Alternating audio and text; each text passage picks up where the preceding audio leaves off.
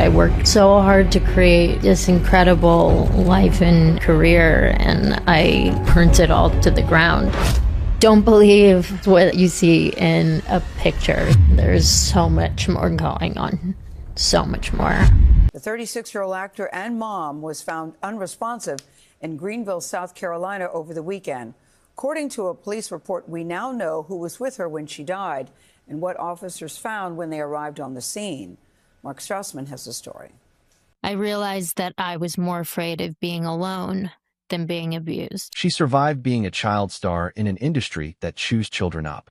She survived addiction. She survived postpartum depression.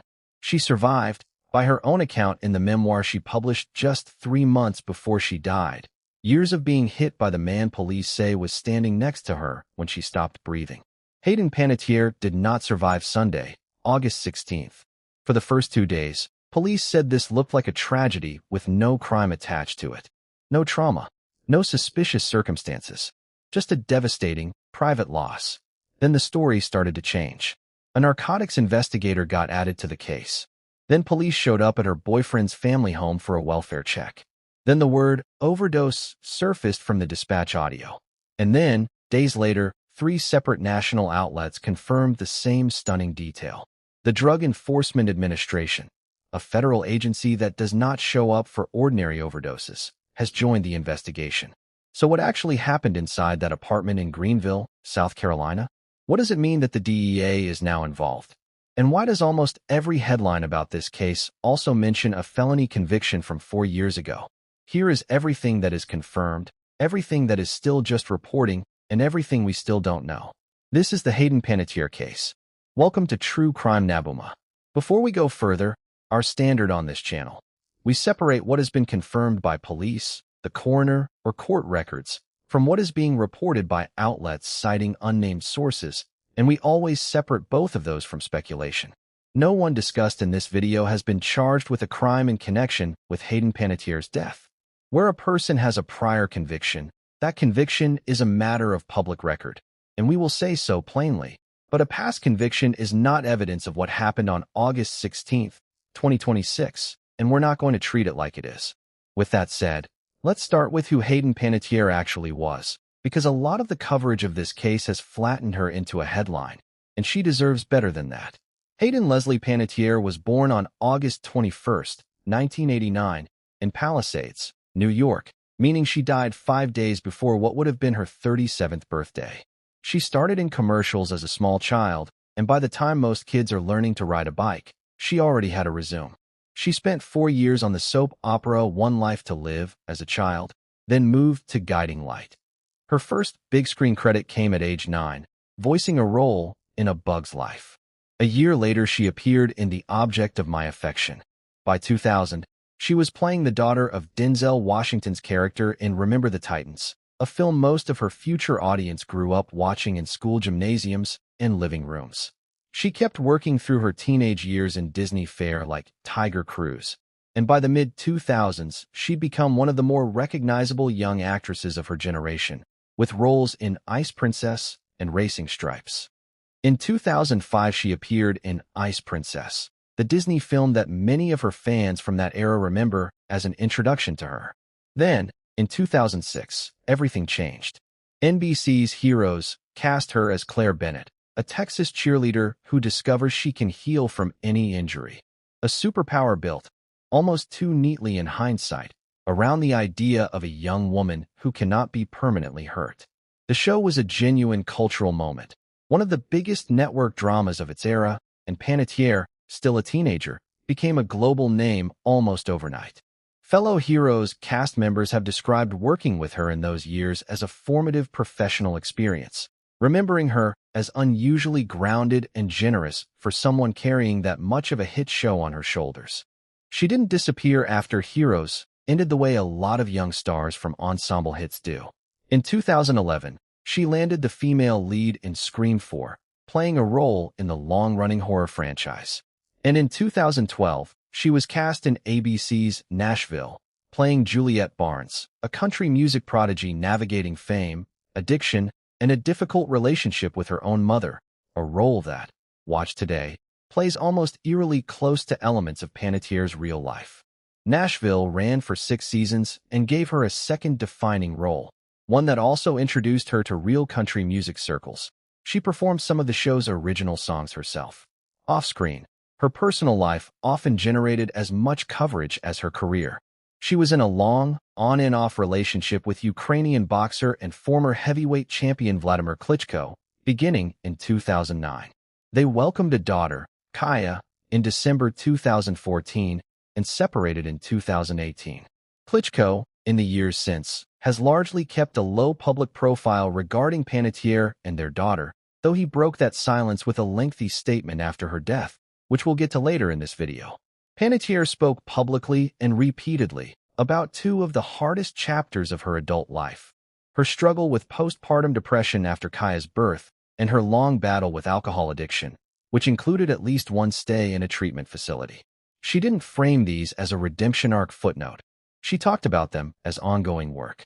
In interviews and later in her memoir, she described the exhaustion of being a public figure who was expected to have already gotten past things she was, in reality, still actively fighting. Then, in February 2023, she lost her younger brother, Jansen Panettiere, also an actor, who died at 28 from complications related to an enlarged heart. Hayden spoke about that loss with real rawness in interviews afterward, saying, in her own words, reported afterward, that the grief had not faded with time and that she didn't expect it ever would. Losing Jansen appears, from her own public statements, to have been one of the defining traumas of her adult life, layered on top of everything else she was already carrying. In May 2026, just 3 months before her death, Panettiere published a memoir titled This Is Me, A Reckoning.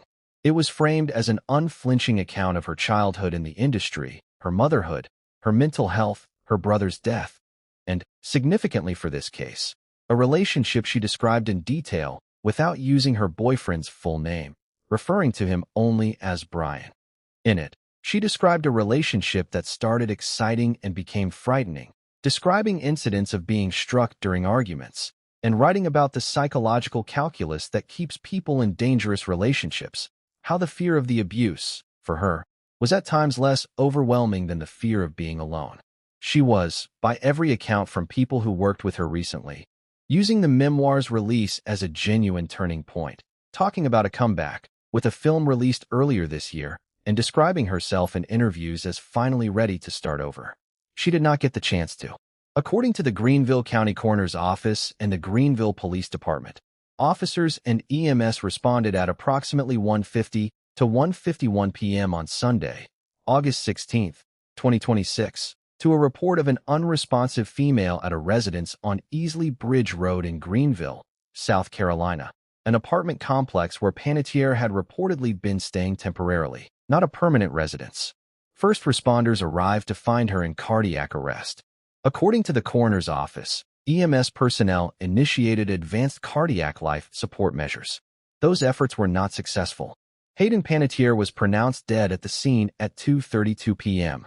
Dispatch audio later obtained by TMZ reportedly captured the word overdose being used during the call, though it's important to be precise here. Hearing that word on a 911 or dispatch call is not the same as a confirmed cause of death. Dispatchers and first responders often use working terms based on what they observe or what they're told on scene, and those working terms get revised, confirmed, or discarded once a formal investigation and toxicology testing are complete. We are including it because it has been reported by a credible outlet and is part of the public record of how this story developed, not because it tells us, on its own, what killed her. According to the police report later released by Greenville PD, an officer arrived and interviewed 2 people at the scene: Brian Hickerson, Panettiere's on-again, off-again boyfriend, and his brother, Zach Hickerson. Both brothers told the responding officer that they had called 911. According to CNN's reporting on the report, the officer wrote that Zach Hickerson identified Panettiere as his brother's girlfriend when first speaking with police. TMZ has reported that Brian and Hayden flew from Los Angeles to South Carolina together the day before her death, on Saturday, August 15th, and that Brian's family was aware they were traveling there. One additional detail that's circulated in the days since: a source told TMZ that in the year before her death, Panettiere had reportedly been dealing with back pain. We're including that only because it's been reported by multiple sources discussing her physical state in this period, not as an explanation for anything, since we don't yet know if it connects to her death at all. In the days following her death, Greenville police released an incident report, and several outlets, CNN, ABC News, and local South Carolina stations WSPA and WLOS among them, have reported on its contents. According to that report, Brian Hickerson showed the responding officer a bag of medication that, in his account, Panettiere was currently taking. That's a direct detail from the police report as reported by ABC News and CNN. It is not, on its own, evidence of anything specific. Showing police someone's prescribed medications after finding them unresponsive is also exactly what a concerned partner would do to help first responders understand what they might be dealing with. We're stating it because it's now part of the public record, and because it's one of the central facts investigators are working from. Several outlets, including CNN, have reported that significant portions of the police report are redacted, including, notably, the specific list of medications found in that bag. We don't know why those specific details were withheld from the public version of the report. It could reflect an ongoing investigation, it could reflect privacy protections around medical information, or it could reflect something else entirely. We genuinely don't know, and we're not going to guess. TMZ has also reported, citing sources, that Narcan, the opioid overdose reversal medication, now widely available over the counter, was found at the apartment. Again, the presence of Narcan in a home is not unusual on its own. It's now common for people managing chronic pain with prescribed opioids, for people in recovery, or for people simply being cautious to keep it on hand as a safety measure. It becomes significant in this case only in the context of everything else being investigated, and even then, only as one data point among many that investigators are weighing.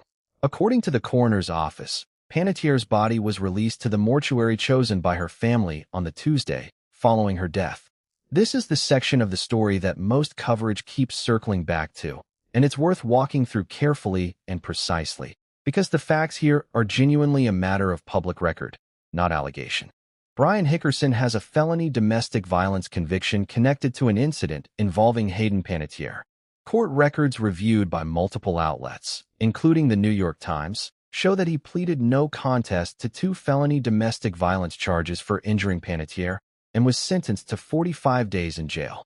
Separately, records show that in August 2022, Hickerson was sentenced to several years of probation after violating the terms of an earlier sentence, and as part of that probation was required to complete a full year-long domestic violence treatment program, attend Alcoholics Anonymous meetings, and complete dozens of anger management sessions. According to reporting, Hickerson has more recently tried to get the court to reduce his felony convictions down to misdemeanors. That effort was reportedly unsuccessful in the past, and, notably, court records reportedly show he made another attempt as recently as the week before Panettiere's death. That petition was also unsuccessful. In her memoir, Panettiere wrote about the relationship in detail, describing a partner she referred to only as Brian, and describing a pattern that started as an exciting new relationship and escalated into what she described as years of abuse. Writing about specific incidents of being struck during arguments, and about the particular psychological trap of staying in a relationship out of fear of being alone, which she said outweighed even her fear of the abuse itself. CNN, reporting on the memoir, cited passages describing a night when she said the abuse left her unable to leave her house for weeks, and a line about how a person never forgets the first time someone hits them. The New York Times reported that Panettiere took the threat seriously enough, in the months before her death, that she hired private security specifically to keep Hickerson away from her, reportedly as recently as this past March, only months before she died. Hickerson himself has publicly acknowledged the abuse. After the memoir's release, he issued a public apology, saying it was true, describing himself at the time as being in what he called a dark place that included struggles with substances, and calling what he did to her, in his own words, a terrible thing. Panettiere's mother, Leslie Vogel, from whom Panettiere had a complicated and at times publicly strained relationship, spoke to NBC News after her daughter's death. According to NBC, Vogel said this was someone the family had been trying to distance Hayden from for some time. and that this was the person who was with her when she died. NBC also reported that back in May, Hickerson had called Vogel one of the worst people he'd ever met, reflecting how contentious the dynamic between Hickerson and Panettiere's family had become. The Hollywood Reporter separately spoke with a woman named Mia Tertzis, who says she was Panettiere's neighbor in West Hollywood during part of this relationship. Tertzis told the outlet she called 911 multiple times. She said at least half a dozen, to report disturbances she believed were connected to domestic violence, and described seeing Panettiere leave her home on a gurney on at least one occasion, with Hickerson present, appearing to Tertzis to show visible signs of trauma and fear. Here is where we have to be exact about what we know and don't know. None of this, the conviction, the memoir, the neighbor's account, her mother's statements, is evidence about what happened on August 16, 2026. A documented history of violence in a relationship is a serious, legitimate reason for investigators to look closely at a partner who was present when someone dies unexpectedly. Statistically, when women are killed, it is disproportionately by an intimate partner, and any competent investigation has to account for that. But Brian Hickerson has not been charged with any crime related to Hayden Panettiere's death. He has not been named a suspect by police. As of this recording, he is, at most, what investigators would describe as a person of interest whose relationship to the case is being examined, not someone who has been accused of causing her death. We are not going to blur that line, no matter how the headlines around this case are being written. One more detail that's circulated but that we want to flag as unconfirmed in its connection to this case. Days after Panettiere's death, according to page 6, police conducted a welfare check at the home of Hickerson's grandmother in Greenville and found Zach Hickerson there. We genuinely do not know if that welfare check is connected to the death investigation at all. It's being reported because of the timing and the location, but timing alone doesn't establish a connection, and we're not going to pretend that it does. An autopsy was performed the day after Panettiere's death, on Monday, August 17th. According to the Greenville County Coroner's Office, that autopsy revealed no signs of trauma that would have contributed to her death. In initial statements, both the coroner's office and the Greenville Police Department indicated there were no signs of foul play or suspicious circumstances at the scene. For a lot of people following this story, that initial framing, no trauma, no foul play, is exactly what makes the next stage of this story so confusing. If the scene didn't look suspicious, why has the case since escalated into a multi-agency investigation involving federal narcotics agents? The honest answer, laid out by retired detective and law enforcement instructor Matt Irvine in an interview discussing this case, is that those two things are not actually intentional. No signs of foul play at the initial scene typically means investigators didn't find evidence of a violent death. No signs she was beaten, stabbed, or shot. It says nothing about whether her death might still turn out to be a crime under a different theory. For example, if she died from ingesting a substance she didn't know she was taking, or one provided to her by someone who knew, or should have known, that it could be fatal. A scene can look calm and non-violent, and still turn out to be the site of a homicide, if the mechanism of death was pharmacological rather than physical. That is, in essence, exactly what investigators appear to be trying to determine now. In the days after the initial no foul play statements, the story shifted. Law enforcement sources told TMZ that police were no longer satisfied to treat this as a straightforward, tragic accidental overdose involving prescribed medication.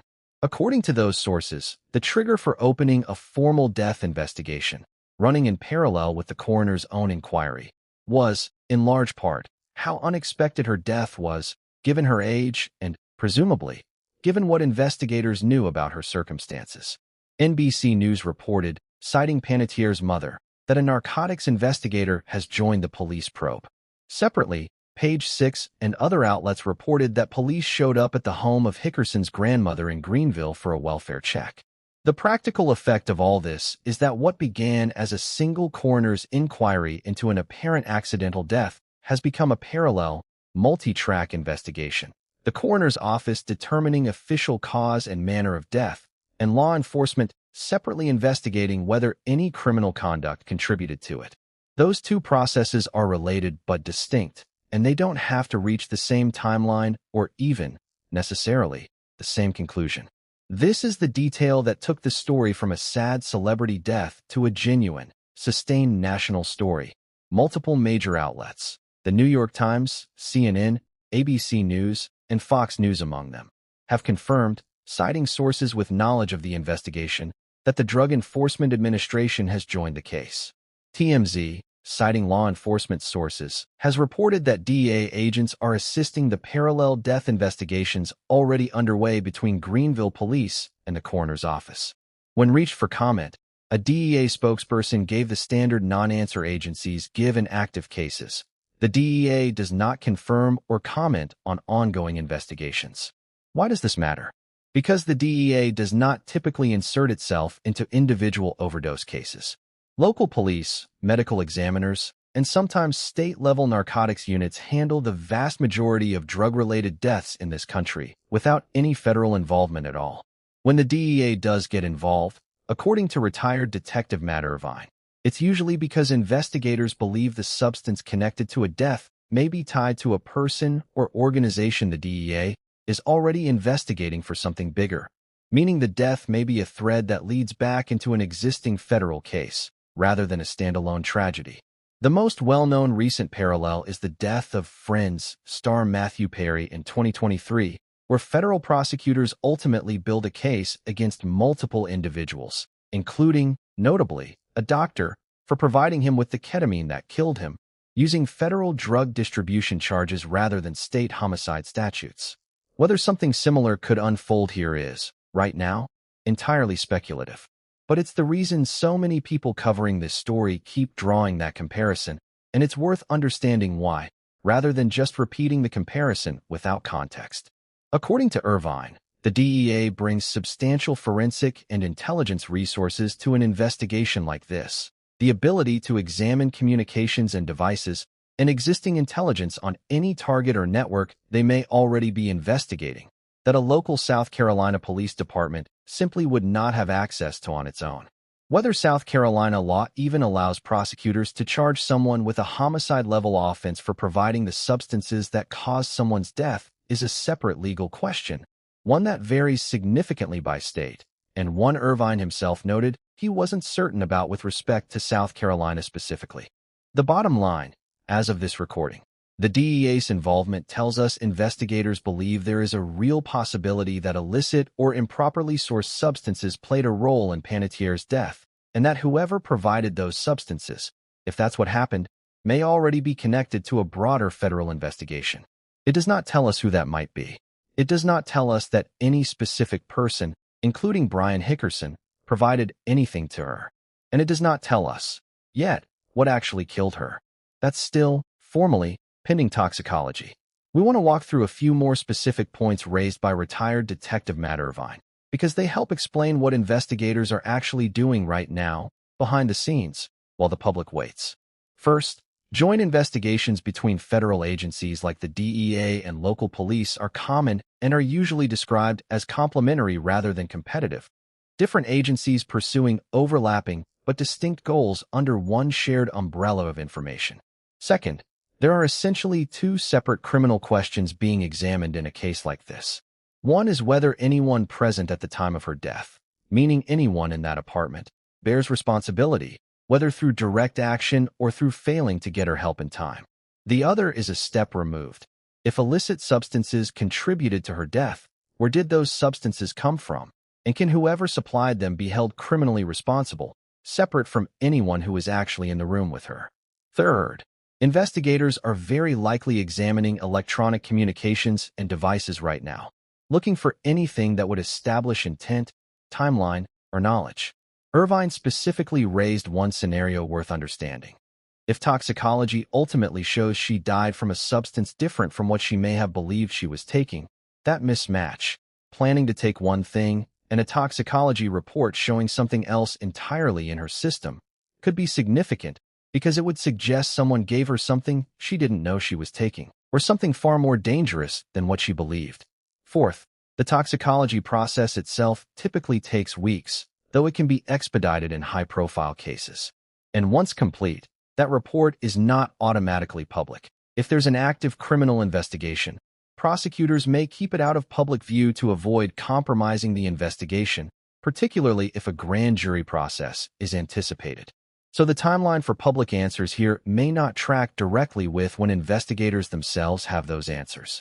Finally, on the emotional read of the police report, some commentary online has focused on descriptions of Hickerson appearing to react with less visible emotion at the scene than his brother did, becoming more emotional once he was told Panettiere had died.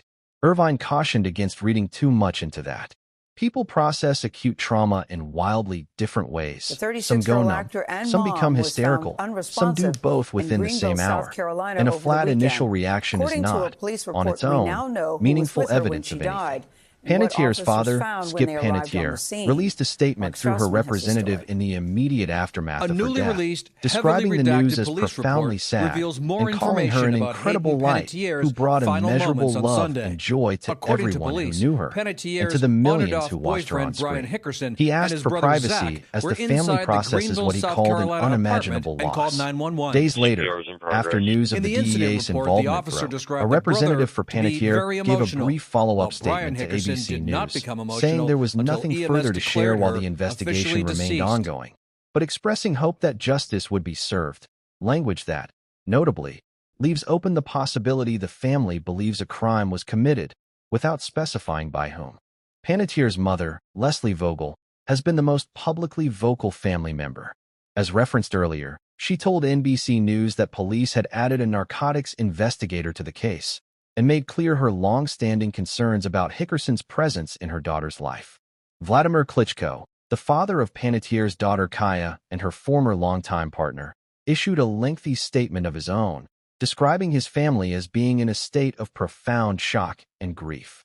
He wrote about her as having been an important part of his life even after their relationship ended, praised her talent and the career she built while, in his words, facing the darker sides of a demanding industry, and made a direct promise to their daughter that he would always speak of her mother with respect and make sure Kaya remembers who she was. He closed by asking for the family's privacy to be respected during what he called an incredibly difficult time. The tributes that poured in after news of her death reflected just how long Panettiere had been part of the industry and how many different corners of it she'd touched across 3 decades. Actor Tim Allen, who worked with her when she played his daughter in Joe Somebody, posted that he was shocked and saddened by her passing, calling her a wonder and saying his fondest memories of that film centered on moments spent around her. Her Nashville co-star Connie Britton posted a tribute describing her as someone who was, in Britton's words, bursting with brilliance and shining so bright, calling her passing a heartbreak. Actor Justin Chatwin, who worked with her both early in her career on Heroes and later on a separate film, spoke to Fox News Digital about noticing how visibly life had taken a toll on her in recent years, while also describing her as someone with one of the biggest hearts of anyone he'd worked with, and recalling the particular loneliness of stepping off a warm, supportive film set and going home alone. Actress Misha Barton told Fox News Digital she was heartbroken, specifically referencing how openly Panettiere had spoken about her struggles with depression, something, Barton said, no one deserves to endure, and calling her death at such a young age, with so much life still ahead of her, profoundly heartbreaking. Her Heroes co-star Masioka posted that he was absolutely heartbroken, describing the privilege of working closely with her and remembering her beautiful spirit, immense talent, and the joyful energy she brought to everyone around her, adding that she was wiser beyond her years. Actress Emma Roberts, who appeared alongside her in Scream 4, and actress Kim Cattrall, who worked with her on the 2005 Disney film Ice Princess, both posted brief, warm tributes describing her as gone far too soon. Across nearly every one of these statements, from people who worked with her at very different points across a 3-decade career, the same themes repeat: real talent, real warmth on set, and a visible awareness, even among people who hadn't spoken to her in years, that she had been carrying something heavy for a long time. We track what people are actually asking about a case like this, and right now, in the days since the DEA's involvement was confirmed, a handful of specific questions are driving the bulk of the search interest. Is Brian Hickerson a suspect?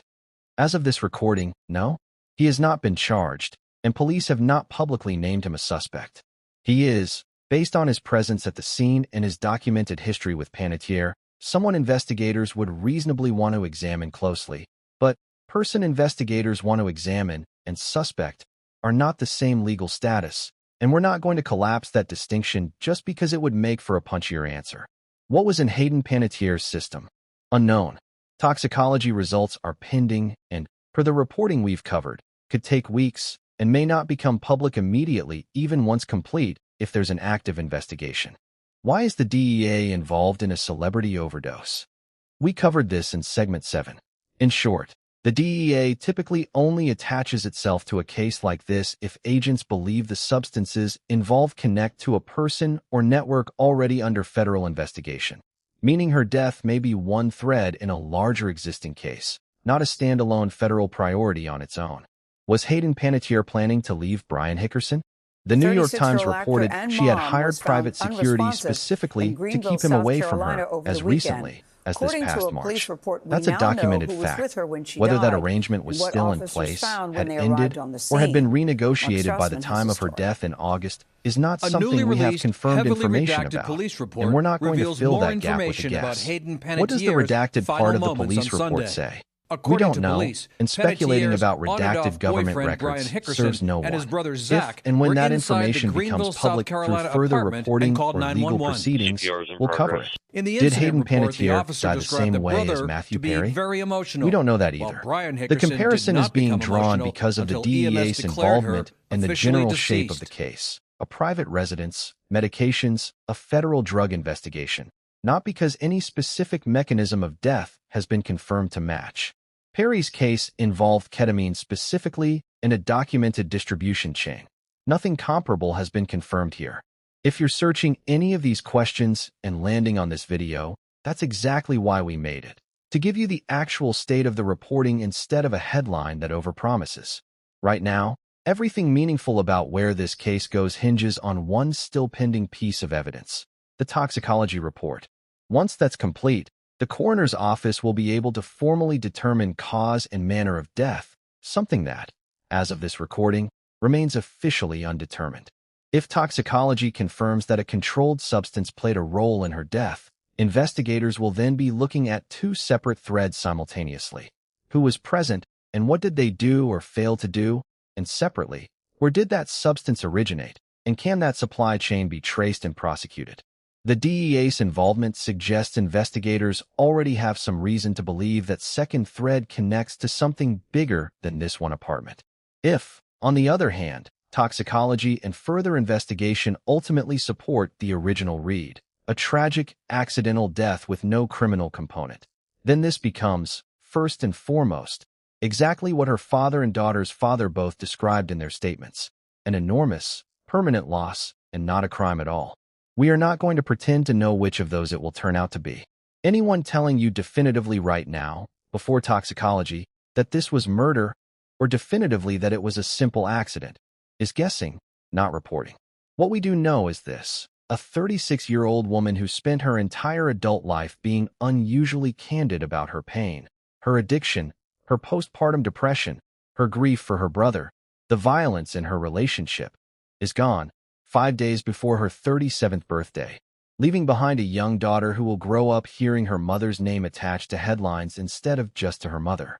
We will be following this case closely, and we will put out an update the moment the toxicology results or any charging decisions are confirmed, not based on rumor, not based on anonymous sources say, but based on what's actually verified. If this video helped you actually understand what's confirmed versus what's still speculation in this case, that's genuinely the whole goal of this channel, and it helps us keep making videos like this if you hit subscribe and turn on notifications so you catch that follow-up the moment it's out. Drop your own theory in the comments, but keep it respectful.